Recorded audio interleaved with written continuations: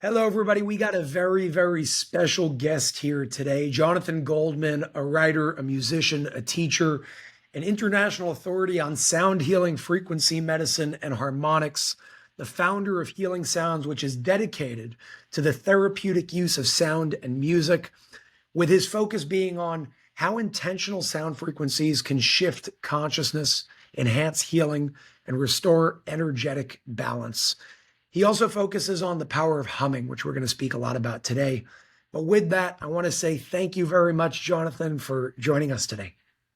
Jason, what a delight to be talking to you and your audience. It's always a pleasure to be able to share, and so thank you for this opportunity. Of course, thank you. Before we dive into everything, because we got a lot of questions, maybe we'll even do, if you're up for it, sort of like an immersive experience. I mean, before we started recording, you put some powerful sounds straight into your microphone over this recording. So that could be a cool experience to have. Only if you promise to join me. I'll join you however you'd like. It's interesting. A while ago, I decided I was not going to be a performer or an entertainer, but I was going to be a co-creator of sonic experiences because sound is an interactive program, if you like. And really, in order to appreciate it, you got to take part in it, and not just sit there and be an observer. A lot of people do, but it becomes a whole lot more powerful if you take part in the whole experience. Well, then once we get to that point, maybe it won't just be me and you, but we'll ask the viewers as well when they're watching All of to our do it as viewers, well. yes, everybody who's listening in, you're in for a treat, I trust. Okay. I love it. So let's begin with this before we get into the details.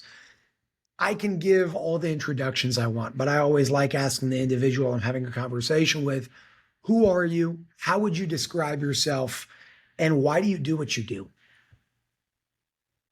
Incidentally, here in Boulder, Colorado, it's 11:11, which is a special time for myself and my wife, Andy. So I say happy 11:11 to everybody who's watching at this vibrational moment. Anyway, okay, I have been in the field of using sound as a healing modality consciously for about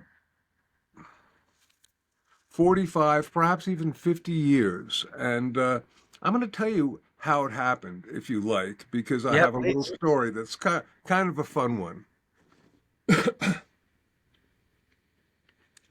As you can see, I have some guitars here and there. And I was playing in a rock band in Cape Cod, Massachusetts, on the Cape. And we were coming back from a break, strapped on my Stratocaster, walked up to the microphone, started doing a song, and all of a sudden I looked out at the audience and I became aware that the ambiance of the club was one of negativity and violence. Now, the alcohol and the different intoxicants that people were imbibing, and certainly was contributing to that, but I knew that the music that I was creating at the time was helping contribute to this ambiance of negativity, and I had the thought. And the thought was, what if music could be used to make people feel better? Now, Jason, I've been performing professionally for close to 30 years at that time. I was one of the only kids in my town to begin playing guitar after the Beatles happened and all this other stuff. So this was right around 1979 or so. And I'd never had that thought. It was always, look at me, aren't I cool? You know what I mean? Yeah. All of a sudden, it was like, wow, what if music can be used to make people feel better? That thought just entered my psyche. And within a week, it evolved. It didn't evolve 180% or whatever, just 10%. It became, gee, I wonder if sound can be used to heal. From there, I met an extraordinary being by the name of Sarah Benson, who is now operating off the angelic realms. But for both my wife Andy and myself, she's just a dear, dear being. In fact, a couple of my books have been dedicated to her. We call her the Divine Mother of Sound Healing. And I found a workshop, went into it. There were about 30 people. I had the opportunity of literally going in the middle of the circle, holding one of these, which is a quartz crystal, sitting there people began to chant my name. Went out of my body, and I didn't know anything about this stuff. I went out of my body, went to this, if you like, amethyst pyramid in the woods. And when I Yeah. came back, I thought, well, I got to find out more about this and more about sound. And there began a journey. Shortly after that, I'm a real autodidact. I learned pretty well by myself. So I began teaching myself more and more, getting more and more information. And I went to Lesley University in Cambridge, Massachusetts, and I basically went into a program researching the uses of sound and music for healing and got a master's in that. Wow. Shortly after that, well, actually, not shortly after that, after my first workshop with Sarah Benson, which was probably a couple of years before, and I had that really outrageous experience, uh, I ended up founding the Sound Healers Association, which still is the oldest organization focused on using sound music for healing. And I took my record company, and it went from being a new wave record company to being a new age record company. And I didn't have to change the name of it because the name of the record company was Spirit Music. Beautiful. Beautiful. So, we went on, and it has just been an incredible continued journey. I've studied with some of the great masters, had the great opportunity of perhaps teaching some of the great masters, have over 30 best-selling albums, recordings that are now, streamable items, half a dozen different books. And I love that the field of sound has continued to just blossom. I remember I was walking with Andy about 10 years ago, and we were looking at all the yoga studios that were opening. I said, 10 years from now, sound is going to be at that level. And it is. Yep. And one of the things I'm so delighted to be talking with you about is some of my, if you like, awareness that I have received over these many years from personal experience, from wisdom, knowledge, technologies, just really on a level of communicating with some of the best and sharing stuff. And I like to share this with people because there is, from my perspective, a certain amount of misinformation about sound and particularly about frequencies. I seem to have assisted in bringing down the whole concept of frequency healing to the planet, but it has just gone to, if you like, one level of imbalance, and I'm trying to bring it back in, bringing in the importance, if you like, of our consciousness and our intentionality when we create the sound, and how important and how powerful that is. So one of the primary things I'd like to share with you Sure. and our audience, hello everybody, is what I call the 4 pillars of sound healing. Okay. Okay, are we I'm, ready I'm, for that? re- Or do you have I'm another ready to question? dive right in. I want to hear. I'm here to learn. I'm here to Okay, my learn. I'm friend. here to be educated, and then I'm going to ask all my questions. And mind you, each of these pillars could be hours or even days in discussion, discourse, and whatnot. So I'm going to break them into short segments so people get it. The first one is that everything is vibration. Well, we know that now. At the time, that is like, whoa, And Yeah, if like you nobody understood that back then. They didn't get what that. Even today, people understand that, but it's still something that people are coming to accept and understand over time. it's an interesting phenomenon. And, whether you're looking at the Old Testament or the New Testament. In the beginning was the Word, and the Lord said, "Let there be light." Or go into the Vedic traditions. In the beginning was Brahman, with whom was the Word, and they have not a Brahman, the world of sound. All the different traditions on the planet have an understanding of life, the universe, and everything, literally beginning with sound. To Yeah. such a degree that Andy and I teach something called a sound satsang, and we have done it, taking a little break right now, but we have done it for about 3 years, once a month. And one of the subjects was basically the sounds of creation, concept of sound being the creative force, but also the different mythos. And when initially I put some of my different information, like here's my first book, fabulous 30th anniversary edition of Healing Sounds, and that has probably half a dozen or more major traditions that work with the idea that sound was the original creative force. Mhm. But we did a sort of Google search this time, and we stopped at 50. 51. Oh, 50 different traditions that all had very similar understandings of the world being created through sound, of the universe being created through sound. And I'm talking about there are beings in Australia that have the same belief system as beings from Mm. Africa or whatnot. It's just like, the ancients understood, and we are now only beginning. So the first idea that everything is in a state of vibration. And with that comes the idea that everything in a state of vibration, from the electrons moving around the nucleus of an atom to planets and distant galaxies moving around their suns, they're all putting out a vibration, a potential frequency, if you like. And this includes our body. Every organ, every bone, every tissue is in a state of, we trust, harmonious vibration. We say it's resonant frequency. And when we are in a state of health, we're like this fabulous orchestra that's playing the symphony of the self.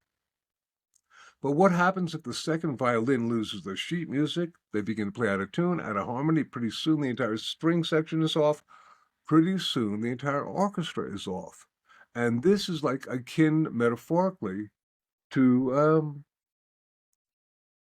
part of the body vibrating out of ease, out of harmony. And we say it is dis-ease. So the Yes. basic idea of using sound as a healing modality is simply to restore the correct natural vibrations, harmonious vibrations, that part of the body, brain, etheric field, or whatnot.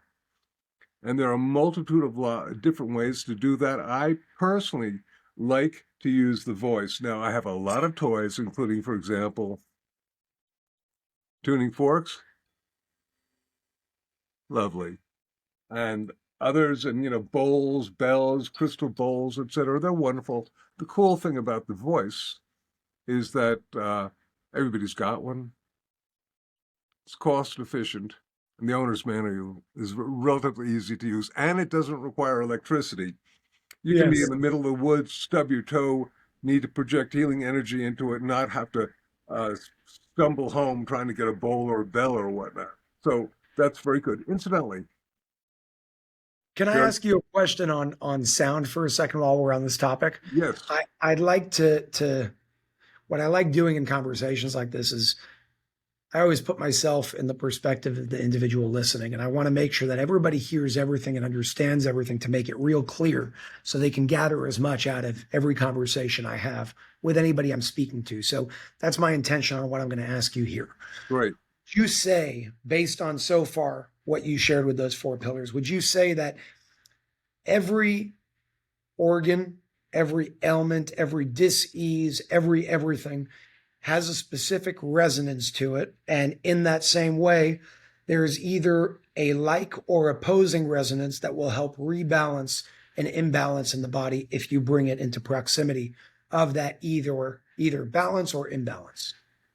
I would say that if I can do a couple of the other um, pillars, if you like, I think they will add in, because as an overall gestalt, then you'll understand that it's not this is this. There's more to it than just a simple, here's your frequency, take this and call me in the morning. Yes. Because the second pillar is intent is powerful. And this basically developed from my having a pile of papers about Yohai when I was at Lesley University. And there are all sorts of different systems that I had been collecting, people using sound for the chakras, sound for the organs, etc. And I thought, okay, I'm going to create Goldman's encyclopedia of sound healing, the first person to put it all together. And I was, I come from a family of doctors, father, grandfather, brother, all had, doctors. So I was, approaching this from a very Western level of consciousness. And I began to put them all in front of, together, and I was loading them into a computer, which at the time was using a DOS operating system, very dark screen with amber letters that were flashing. And I start going through it, and I realize that, wow, you have Dr. X using a certain set of frequencies for a particular organ, Dr. Y using a different set of frequencies for the same organ. They are both claiming success. Spiritual Mm. Master A using a particular mantra for his chakra, Spiritual Master B using a different mantra for the same chakra, or the same mantra for a different chakra. I'm going, oh my God, how can this be? How can this be? It made no sense. It freaked Yeah, me out. taking this like linear way of understanding it and throwing it in the garbage. And this inner voice said, it is not only the frequency of the sound that creates the effect, it is also the intention of the person making and receiving the sound. And I wrote down these words, and Jason, this is back in the early 80s, and it's, I think, more relevant now than ever. And it's frequency plus intent equals healing. Now, let me say that. Yeah, go for it. Because this might be as important as E equals MC square as a cosmic Yeah. phenomena. Frequency plus intent equals healing, meaning the vibrations coupled with the consciousness of the person manifests the outcome. A subcorollary that I created for that one, and they are both in Healing Sounds, that was when they first manifested to the public, was vocalization plus visualization equals manifestation. Now, this is once again pretty early in the whole level of understanding of life, the universe, and everything in terms of modern times. And I would go to these different doctors and scientists, and I'd say, hey, have you thought of the importance of intentionality? And they'd look at me like I was a madman. They weren't supposed to know that. But blessed be thanks to people like Wayne Dyer, who did a program, PBS program, maybe a book on the power of intent. On Joe Dispenza, You Are the Placebo. On dear friend Bruce Lipton's Biology of Belief. Lynn McTaggart, The Intention Experiments. All these people have brought the concept of intention into mainstream consciousness, and now I can talk about this. They go, oh yeah, or Masaru Emoto and his brilliant water molecule pictures. And if there was one thing I might share with that one, it's simply that we can really reconstruct the molecular arrangement of things and put them in order with sound. Here's a quote: sound shaped into dazzling tool can make, break, or rearrange molecular structure. New York Times, Science section, February 8, 1988. Yikes. So going on, incidentally, I'm jumping, but there's so much to feed you. There are two ways that sound affects us. One is the sound goes into our ears, into our brain, affecting our nervous system, heart rate, respiration. That's called psychoacoustics. So as an example, here's an example of psychoacoustics. You're listening to this, right? And that's having a wonderful effect. These are nice sounds. But here, using a tuning fork is another example. Now, this one is not particularly, I don't even know if you could hear that, but when I apply it to my body, the sound goes in and it's going into my body, going into the body on a cellular level, affecting us down to the DNA. So that's another way. And I just want to share that may be a really, really important way that we're going to learn to, if you like, change molecular frequency and do frequency shifting through the actual application. That's called vibroacoustics. So you have psychoacoustics, vibroacoustics, and getting into the fact that we can project intentionality onto the sound. I always like to tell people that it's really important to understand that we can use the conversational voice as a healing instrument simply by speaking kindly, generating compassion, kindness, love on our words. It's so very, very important. So intentionality, I want to go back to Masaru Emoto for a moment to hear your Yeah, thoughts on this. And I asked this with the basis of, as you see right there on my screen, there's a website. And that's a company that I work with that promotes this technology and they distribute this technology all around the world that uses light mm, uses light as a form of self-healing. totally. And part of what it does is it's using positive affirmations with intentionality that are scrolling on the screen, coupled with other aspects like color therapy and so on and so forth. My Sure. question for you, because I want to gain a better understanding from your perspective on how this technology is actually doing what it's doing with your expertise. If I take this cup of water based on Masaru Right. Emoto's and I were just to put a label on it or project the intention of love towards it without using sound that I could hear, but just the intention itself, to my understanding, we're literally going to restructure the molecular formation of water in this cup. So, my question is, if that's true, how is it doing that without the sound that we can hear? And better yet, what is the connection between sound and light when it comes to intentionality? Well, let me first go to your whole phenomena because just right now upstairs, I have a set of regular studio headphones on a jar of water that I am pumping in the frequencies and energy of one of my favorite recordings called Holy Harmony. And I'm quite sure that actually I know this because a friend of mine who's one of the major uh, biochemist has checked out some of these different frequencies in my different recordings to see that it actually changes the structure of water, changes actually the polarity of DNA and stuff like that.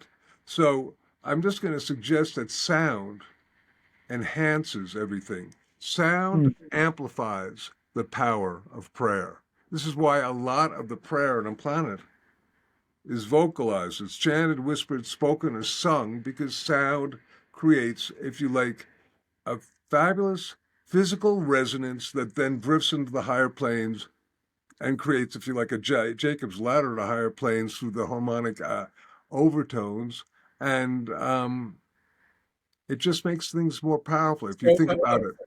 a prayer out loud will amplify the energy of the prayer in silence. Is that what you're saying? Yeah, well, listen, one of my favorite Emoto ones was the picture of the Fujiwara Dam, and he has a priest praying over it, chanting over it, and it was vocal chants. It was the Buddhist Heart Sutra, Gate Gate Paragate Parasam Gate Bodhisvaha. So, and whether he's going more Gate Gate or going Gate Gate, exposing it, it adds another aspect of vibration. Sound on a level is, you of course know of the concept of subtle energy. Mhm. Sound is a subtle energy. It is the slowest moving, grossest of the subtle energies because it is slow moving. But because of that, on a level, it's also so very powerful. So, would you say it's also like the most dense or one of the more dense energies out there? Right? But because of the harmonics, it's both. It's not either or, it's both. Very slow moving, and the harmonics, which are geometric multiples that continue conceptually into infinity, so that you can have 100 cycles a second that can be 1,000 cycles a second that become ultimately with the harmonics a million cycles a second. Now that's conceptual, but I'm pretty sure it's real because too many of the mystic masters have understood this. Who am I to challenge those thoughts, especially On from own experience? Yeah, on the level of mysticism, we hear things that they associate with like witchcraft, for example, like abracadabra. And abracadabra originally comes from Aramaic. And in Correctly. Aramaic, and I know Hebrew, so I know a little Do, bit. do you know what it means? As you speak, you create. It's the Aramaic words. I don't know exactly what they are, but I know in Hebrew what they mean. Yeah, it's as I make sound, so I create, and which was Yes.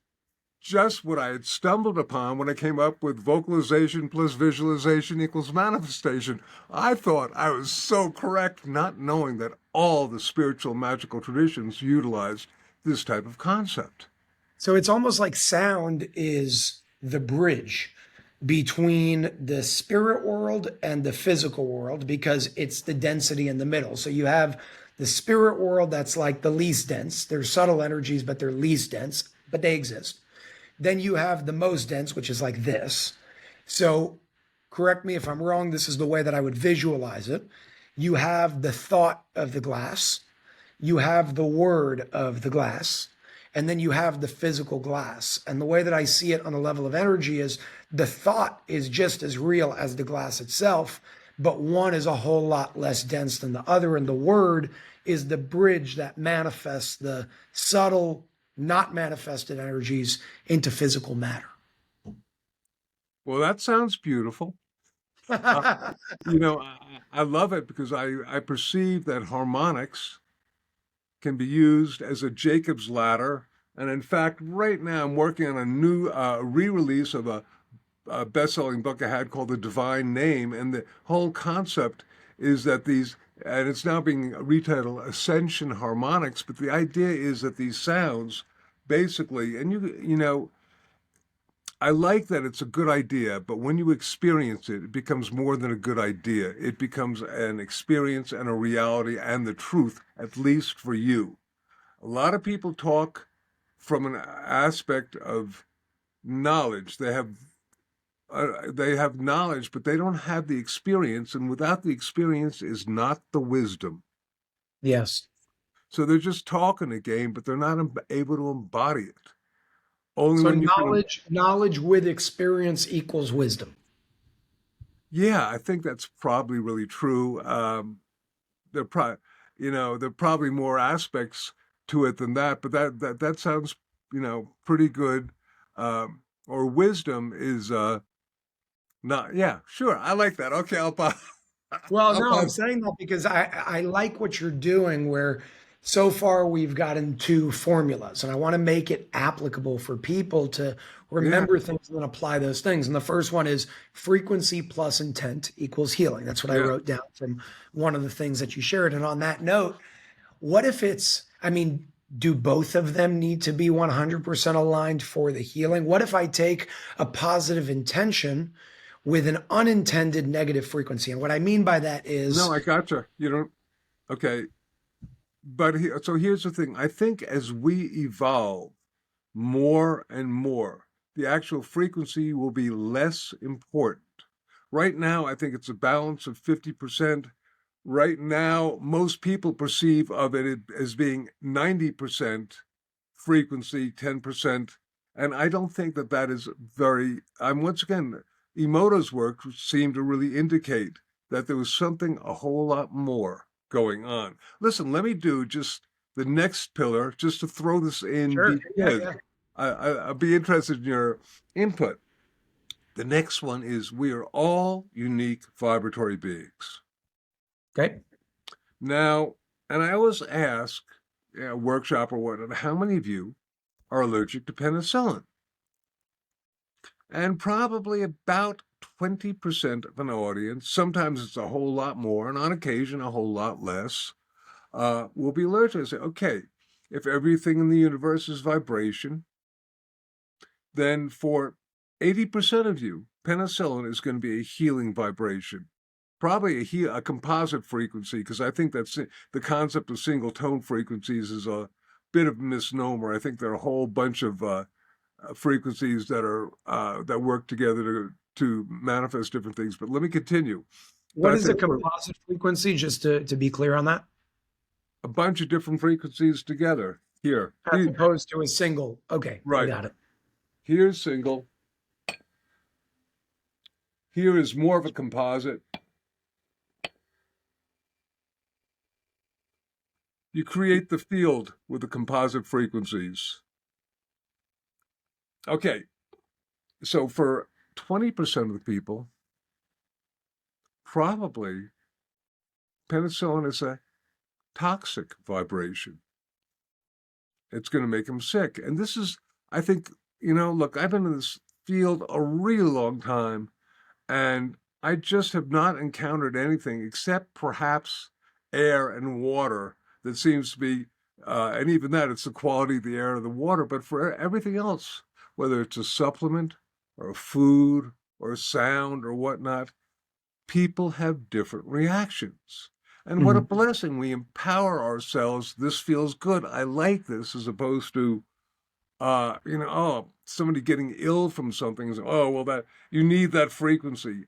I'm a big believer personally that uh, the universe is full of nourishing and positive frequencies and foods and things that we have a positive response. And to try to work with some sort of sound or supplement or nutrient or whatnot that makes you imbalanced, even a allopathic doctor, oftentimes, if they give you a drug and you have a real adverse reaction, they'll take it off if they're worth their 2 cents worth of healing, and not, Uh, so I use that as a thing of empowering people to own what works for them. Because I have not, I have see so many. This frequency is good for this. This frequency is good for that. It's nonsense. From my perspective. Yeah, no, But they've if you made something, if I can use the word like quantum, into something linear. Exactly. Now, mind you, if we have a belief that this frequency does that, it's good because it's frequency plus intent. That's going to be also a huge part of the puzzle. So if you have a really strong belief in something, I'm not going to go, hey, uh, the fact that you believe that X and Y and Z is nonsense, because if you're having a positive effect from it, blessed be. But you Yeah. can't expect everybody to have that. There is an example of this particular frequency that a lot of people perceive of as being either the frequency of love or the frequency of DNA regeneration. The DNA regeneration, there have been papers published, but it's so easy to publish a paper without there being much fact, personally. And in terms of love, I ask you, a mother cooing a lullaby to a baby, does she need to look at a guitar tuner to make sure she's singing at a specific frequency in order to generate love? And, it seems to me to be nonsense, because the energy of love is an emotional energy that is not rated at cycles per second. We have so much confusion about the fact that people confuse emotional, frequency with acoustic frequency. So that people said, "Oh, I'm feeling really down, really low. I need a high sound." Or Mhm. a low sound is going to regenerate. There's no relationship between that. That's a little bit odd. Trebly sounds do not make you happy. Low sounds do not make you sad. It's kind of silly unless you have it as a belief system. And there's nothing I can do about that except to try to suggest to people that they open up and not create self-limiting thought forms on something as glorious and grandiose as sound and vibration. So when you say we're all unique vibratory beings, that means that every sound will interact differently with the individual that's facing it, correct? Yeah, from my perspective, yes. I mean, you could say it's a perspective. I think it's a fact because we see that in reality. I can hear something and have a certain associated emotion and experience, and you can hear that same thing and you will have a completely different associated emotion and experience. So, I mean, 100%. So, well, thank you, because it is firmly in my belief system. All I can do at this point in my evolutionary development is say what works for me and what I've experienced. If the world is so extraordinarily divided right now on so many different levels, Yeah. and people are just like, "No, you're wrong," this and that. It's like, okay, so whatever you believe works for you, and if that's achieving your highest benefit and putting you in peace, blessed be. And if it isn't, maybe you want to, check out other things. All right, the last of the four pillars, and this is my wife Andy's favorite. Silence is golden. Um, it took me about 20 years of actively being engaged in the field of sound healing before I got this piece. It simply means that silence is the yin to the yang of sound. It is actually the place where I believe the greatest assimilation of the sound occurs. You make the sound, you let it set in and assimilate and create change. If you're making the sound and you make another sound, it doesn't give that original sound the ability to have its, if you like, its hold and create the shifts and changes. The word listen and the word silent are anagrams.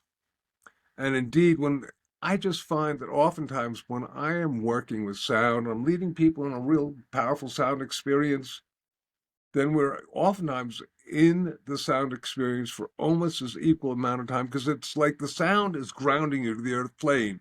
When you're silent, all of a sudden you go shh and go out. I You can go out of your. that just blew my mind what you just said. I don't want to skip past that. Listen and silent are anagrams. I never realized that. Isn't that cool? Isn't that cool? So if you go listen within, you can probably tap into some pretty good energies. I'd like to share a quick experience with you because Sure. it's awakening certain things. And in an experience that I had, I went to Costa Rica about 5 or 6 years ago, and I went by myself and I decided to do a silent retreat. And I shut my mouth for the first time in my life for 7 days. Let me tell you something.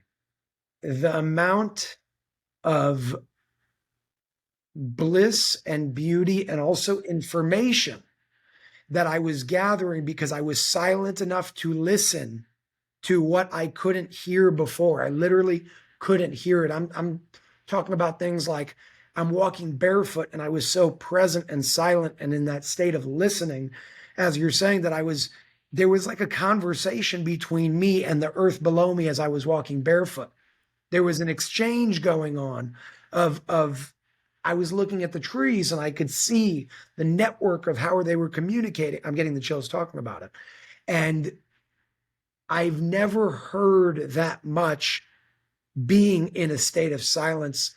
And one of the lessons of many that I walked away from in the world of energy is the difference between potential and kinetic energy when it comes to how we use it. And what I gathered from this, and I just want to share this to hear your perspective and your thoughts on this because it's beautiful. One of the greatest times of my life when I did it. The thought, before it's expressed as the word, I found to be the potential energy. So pulling the pebble back in the slingshot, and I was pulling it back and not letting go for 7 days. And the less I spoke, the more potential energy grew because I wasn't speaking to release it as kinetic energy. But one very interesting thing happened when I started speaking. Everything that I said came to fruition very, very, very quickly. And it turned the kinetic energy once released into something so much more powerful than it was before because I built the potential energy in that place of silence. So wow. And what activated that remembrance was the listen and the silent anagram, because that was my experience. Beautiful. Can I just suggest that I think one of the major things that is missing from our current society is the ability, and it's, oftentimes it's not our fault because we are unconsciously or consciously being bombarded by so much information, so much sound, so much light, so much stuff that people cannot be in silence. That was true before, but now you get people to take a breath. And it's really hard for a lot of folks to even get to that one place of just stillness for just even a moment or two. You had this beautiful experience that really put you in contact with a lot of stuff. And if you like, the ancients would have said, of course. Nowadays we go, what are you talking about? Because when you're into a scientific materialistic level of that's all there is, and then the inner experiences, the invisible experiences, the silent experiences don't register that much. They may be equally or even more important. So on the 4 pillars, from what I wrote down, I want to make sure I got this one right. Yeah. Number one, everything is vibrating. Number two, intent is powerful. Was that the second one? That's right. Number three, we are all unique vibratory beings. Right. And number four, silence is golden. Yes. Yes. I think these are really, you know, particularly with all the people doing X, Y, or Z in terms of sound healing, and particularly a whole lot of sound baths. And it's easy to take somebody and hit a bowl, bell, whatever, bring somebody there and have it going. And people being mesmerized by the sound. But it's really important that they then have that period of silence, of assimilation, as opposed to, okay, it's time to get up and leave. Because perhaps we'll do a humming experience if you like. And one of the major things about the humming experience is that we'll do what we call a conscious hum for 4 or 5 times. It'll take a couple of minutes, but then saying, be in silence an equal amount of time. And if you were to hum, for example, and we'll do this in a second, for 5 minutes, I tell people do not get up because you may pitch over because the effects are that profound and powerful. Now, Pretty awesome.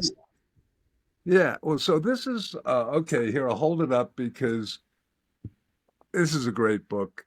Uh, I really am very, very pleased. I wrote that with my wife, Andy, and we wrote it simply because after having been teaching sound to large audiences for a really long time, doing some wonderful stuff with sound, overtones, undertones, vowels, mantras, all this other stuff, and it was great. But I remember one time in particular, we had about 500 people at the Royal College of Music in London. Okay. I was asked to do that. Did a great weekend workshop and came back a year later. I said, okay, how many of you have been doing the, vowels as mantra or whatnot? And about 2 people raised their hand. And I was like, wow, we got to come up with something that everybody is going to do all the time as a daily practice. And we said, okay, what's a sound that everybody, can make and they won't have? Because Jason, the big do for a lot of people is just being real self-conscious about sound, real judgmental about their voice or whatnot. But the one sound that people aren't judgmental about is the hum. Babies do it. The elderly do it. We all, when we're happy, we hum. So it's like, okay. So we wrote the book, we began to investigate. And as we investigated, it got deeper and deeper into an extraordinary rabbit hole of amazing, powerful sonic manifestation principles that, as an example, did you know, you've heard of the Yoga Sutras probably. The Yoga Sutras is a book by Patanjali's thousands of years old. Sutra 1.27. This is Goldman's rendition of it and my sound bite. The original sound of creation was pranava or pranava, the humming of prana, the humming of prana. They had to give it a name, so they called it Om. Now, so we got all this information. I said, okay, this is going to be the first professionally published book on humming. How are people going to take this seriously? We're going to make the first chapter nothing less than peer-reviewed information on the physiological effects of humming. I'm just going to wrap some of them to you, okay? Okay. Number one, you get increased oxygen in your cells, blessings. You get increased lymphatic circulation. Now, here's a big one for a drum roll for all of us who are so stressed out in this day and age. You get lowered blood pressure and heart rate. So that if you're stressed out, all you have to do is this conscious humming for a few minutes, and it'll lower your blood pressure 10 or 20 points, which is a pharmaceutical level. I just got an email yesterday of somebody who was just raving about the fact that they finally started doing this and they're having all sorts of extraordinary, they didn't need their blood pressure medicine. Folks, I'm not saying that, but they were just relating that, and they were, able to work with this other stuff. So this is real. But particularly, I suffer from something called white coat syndrome, which is that when I go to a doctor, man, it's like, So if I'm like, so give me a minute, I'll sit there, I'll sit there and do some deep breathing, humming, and then I got to be silent for an equal amount of time. There's some sort of feedback loop that occurs. Then all of a sudden it's like, wow, you went from being like 150 to 120 in 2 minutes. How did you do that? It's humming. Okay, the Wow. next one, increased levels of melatonin, right? Uh, you get reduced levels of stress-related hormones like cortisol. You get the release of endorphins, which are those wonderful self-created opiates that work as natural pain relievers. And here's a big one. You get increased levels of nitric oxide. Nitric Mm. oxide is number one, a vasodilator, which means it kind of loosens your circulatory system and lets the blood flow much more easily throughout your body. But number two, it is an antiviral and antibacterial agent. So if Wow. you're humming and doing the conscious humming, such as we teach, you get 15 times the amount of nitric oxide that is generated, and it's enough. That's a pharmaceutical level. So you can take care of a lot of the critters that lodge in your sinus cavity before they go into the rest of your body. So it's a very therapeutic thing and can be used during all sorts of imbalances. Highly useful. And you get the release of oxytocin, the trust hormone. And finally, you get increased heart rate variability. And heart rate variability, of course, is sort of the gold standard of stress reduction. And of course, it affects the vagus nerve. People in the vagus nerve, yikes. All right, Stephen Porges, the guy who came up with the idea of polyvagal theory, I remember his first book, he talked about two ways that you could consciously control the vagus nerve. One of them was deep breathing, the other was humming. And we do Yeah. both of those with conscious humming. It's I have a few friends that have gotten deeper and deeper into humming. And I'll tell you the truth, in the beginning, before I understood the world in the way that I understand it now, when I heard about it, I did exactly what you said most people do. I laughed. And I said, what are you talking about? What are you talking about? Humming can help you. But when you look at the world in terms of energy, frequency, and vibration, that's all we really are. That we're a map of it. And when you use tools in that regard, as opposed to a pill that's just based on something physical that fixes one thing at the expense of something else, it changes the way that we go about healing. And like you said, it's all right here. We have all the tools to do it. And most of the resources are open and free to absolutely everybody. But it takes action, it takes effort, it takes education. And that's part of what you brought to the world. And I thank you for that. Well, shall we? So listen, let me go over what I call the protocols of conscious Okay, humming before we do it. sure. All right. Um, and the first thing you want to do is check yourself out before you start the humming process. Because if you do the humming process and haven't checked yourself out, you may all of a sudden find yourself in another state. But if you don't know where you came from, you don't know where you've been, then Yes. you don't know where you are. Next one is, of course, deep and relaxed breathing. That's mandatory. Breath is the essence of life. Without breath, there's no life, and without breath, there's no sound. The next one, you need to keep your lips closed. If you open your mouth, I've had people go, oh, I can hum with my mouth open. That's not really a hum. In order to hum, you got to go, mm. And Mm, this is why humming is the most powerful vibroacoustic sound. Would you just do a hum, just one hum, and pinch your nose? I can't. You can't. You can't hum if your nose is pinched. So, if you open your mouth, if you're humming and you open your mouth, no, then the sound is going out there, which is great for people to hear. But for a self-contained vibroacoustic sound, humming is the most powerful. Then you want to hum on one note. You don't want to do zippity doo dah or the 1812 overture because then the sound is moving all around, and you want to create a frequency-based phenomena that's really getting you there. You want to hum at a comfortable pitch, and usually that's within your conversational voice. And you want to hum about 3 to 5 times, and then after that, be in silence for an equal amount of time. And Jason, I'm hearing a little bit of static. Are you hearing that too, or is that just on my end? I believe it's on your end, but I don't think it bothers anything that's going on here. Okay, great, great, great. Just wanted to, interesting All good. phenomenon. Good, good. All right, so you check yourself out, you do deep and relaxed breathing. Have your lips closed. You hum on one note. You hum at a comfortable pitch. You hum from a minimum of 3 to 5 times, and then you're in silence for an equal amount of time. And when you say 3 to 5 times, does that just mean however long you can hold it for until you have to take a breath? Well, we'll do it together and you'll see. Okay? Okay. I'll sort of I'm lead ready you, to but dive you in. got to do it. And everybody, try this out. Check yourself out. First thing, as you're beginning, taking a couple of nice, slow, deep breaths.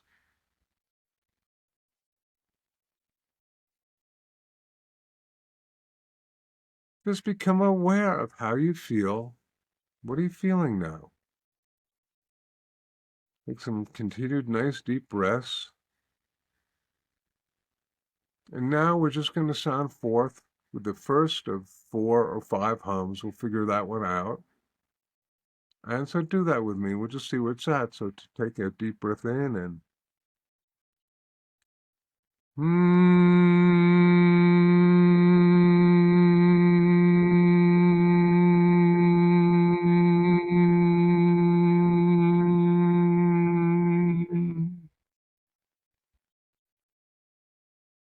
taking another nice deep breath in.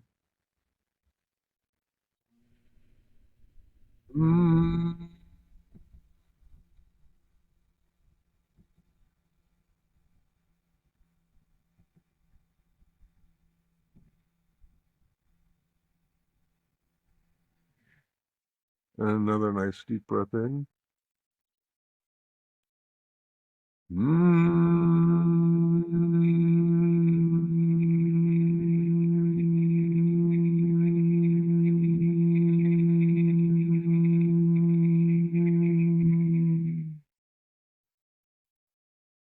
And one more.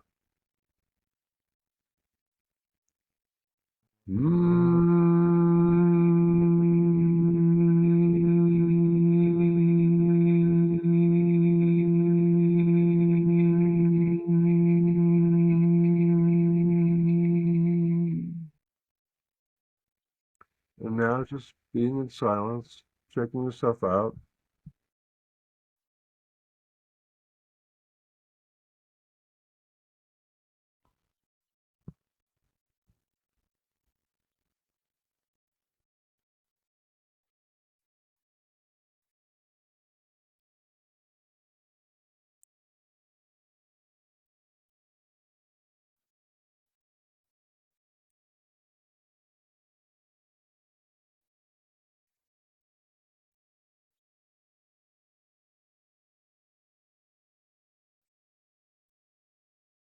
Noticing any shifts and changes you may be feeling. You may be feeling a little lightheaded, a little calmer, perhaps a little more grounded, any of a number of things. But this space of just being in silence is so very, very important to assimilate the vibrations you've just created.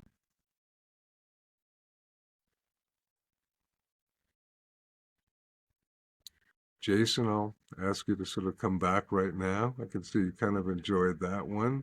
Would you like to share what that might have been like? It made me feel like a child again. You know that feeling? Yes, yes, yes. When nothing was wrong and everything's okay, and you look around, there's no worry in the world. I had that coupled with the depth of like a cruise blowing its horn, that deep thing Mm-hmm. was inside for sure. Interesting. Yeah. I get a little stoned out when I hum. I'm always amazed at the power of the hum because I go, it's just humming. Then after I do it, I go, whoa, what's going on here? So there is, and of course we just did it, 4 times and didn't quite get into as long a depth of silence and whatnot. And you can do it more, for sure. Um, just be cautious that you try to do an equal amount of silence because the more you do it, I mean, it's also sometimes great if you want to sleep, if you're having problems sleeping. And at the same time, what is your intention? The next level of this work is simply to put a focused intention on the hum, on the sound. What is your purpose? Do you have an owie, a pain somewhere that's causing you discomfort? Would you like to project the sound into that area and assist it? I mean, there are all sorts of different levels of extraordinary manifestation. I love that you bring up intention with the technology that I use, and I use it every day, in addition to what I do on my own, in my own way as a human being. There's a function that I use with it that it gives you the ability to do to enter your own intentionality. And I find that, in my opinion, to be one of the most important parts. And you kind of confirmed it, because one of the things that stood out in this conversation was there's frequency and there's intention. And most people think frequency is the most important. And no, it's intention that's the most important. And it's something that really hit home. And my question for you is, with intention, is it enough to set your intention internally with yourself? Or does it amplify that intention by bringing that out loud? Well, okay, let me ask you something. Where do you think intention comes from?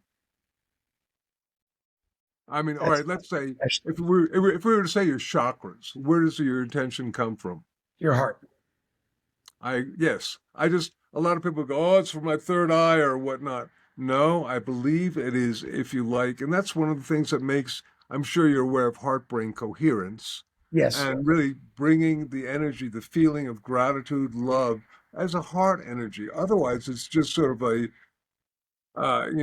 mental construct, and it doesn't have the same amount of chi without the feeling, without the emotional aspect to it. So the heart, indeed. Kudos on that one. Yeah, for sure. But of course you would know that. So, I mean, based on that, even setting it with your heart, in your heart, without necessarily having to say it out loud, do you see a difference between both? No question. And of course, the heart math people would say, hey, sound isn't necessary. I've personally found, I said this before, and I'll say it again, I've personally found that all sound does is simply amplify the power of the prayer, of the intention, or whatnot. And I've even had people do the little heart math devices and they start humming or whatnot, and the waveforms get a lot bigger. There's still a coherence, but it's just bigger and more powerful. More amplified. So That's right. I have one last question for you here. It's on topic but off topic at the same time, and it's something that I speak about a lot. I want to hear your perspective on it if you have one, which I'm sure you will. When it comes to languages, so there are many different languages in the world, and I like focusing on. I see a difference between languages that were created and languages that were discovered. And I'm not talking about intentionality, because intentionality, no matter what language you're speaking, is a feeling and an energy. But take Hebrew, and I don't speak about this in a Jewish way or religious way in any way whatsoever, just as the language itself. And before Hebrew, you can go to Aramaic as the same alphabet, but Hebrew is one that I know. What I find interesting with the Hebrew language and why I connect to it so much is because of what many people call gematria, of associating certain numbers and energies with letters and words. So take the word chai in Hebrew, which means life. And you have your two letters, chet and yud. And chet is the letter the number 8, and yud is the number 10. And together you're going to get 18. And one of the coincidences, which is not a coincidence, but you know what I mean. One of the connections that I see is if chai in that language means life, and what they're trying to say through gematria is the energy of life and the number 18 are not two different things, but the same thing expressed in two different ways. And then we connect that to something like the Schumann resonance, which is 7.83 hertz as your standard deviation. You add those numbers up, you're going to get 18 as well. To me, a language like the Hebrew language or Aramaic or Sanskrit, things like that, in my opinion, I want to hear your thoughts on this, may have a stronger impact when either being spoken, not because they're better or worse, but because they're based on mathematics and energy in a way where languages like English, outside of intention, but languages like English may not be.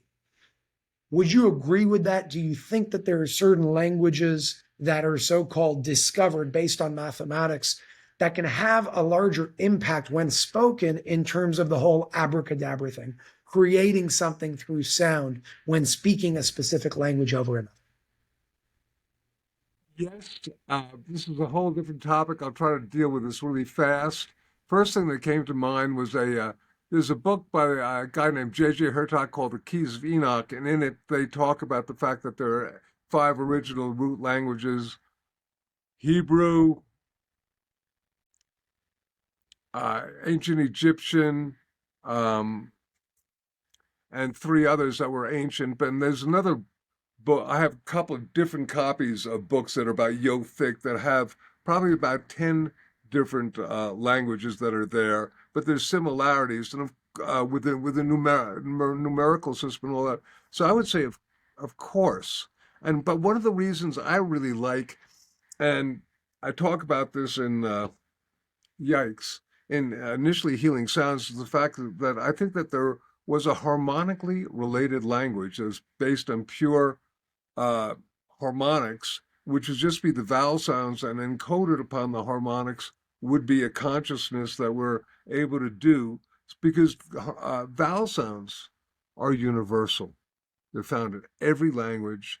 And so in my book, The Divine Name, it's a sequence of the Tetragrammaton, and you may or may not be aware that before in ancient Hebrew, actually there were a number of different Hebrew consonants that were also vowels, Mhm. and so that if you intone the divine name of this letter, so where you get a harmonic related sequence that goes from the crown back to the root, and then back up again, which would make sense with, if you like, working with the tree and all this other stuff. So it's all interrelated, and I think all real. And congratulations. Thank you so much, Jonathan. You're a pleasure to speak with, and you're a pleasure to be around. There's a frequency that I can't hear, but I can feel that you radiate. And Well, really, thank thank you you. for the work that you're doing, and keep doing it. And there's a lot of people that are learning from you around the world, including myself. And it's just an honor and a privilege to be able to have this conversation with you. Just going to end by saying that we like to say, with our light, our love, and a sound, we can make a difference. We have a choice. Thank you. Many blessings. Thanks again.